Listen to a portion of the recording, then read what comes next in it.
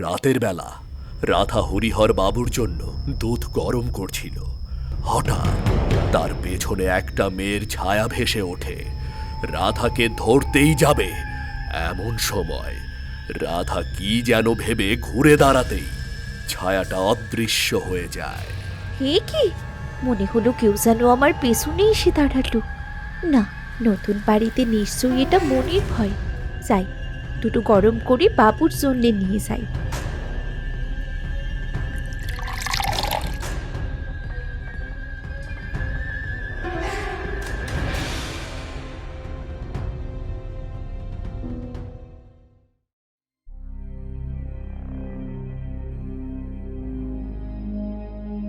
এই নিন গিন্নিমা, বাবুর জন্যে দুধ গরম করে এনেছি।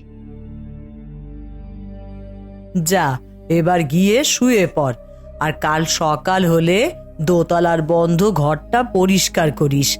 কতদিন হলো ঘরটাতে কেউ যায় না। ঠিক আছে, সকাল হলেই আমি ঘরটা পরিষ্কার করে রাখবো। আর হ্যাঁ, খবরদার কোনো জিনিস যেন না ভেঙে যায়। ঠিক আছে গিন্নিমা, আমি সবকিছু ঠিক রেখেই পরিষ্কার করব।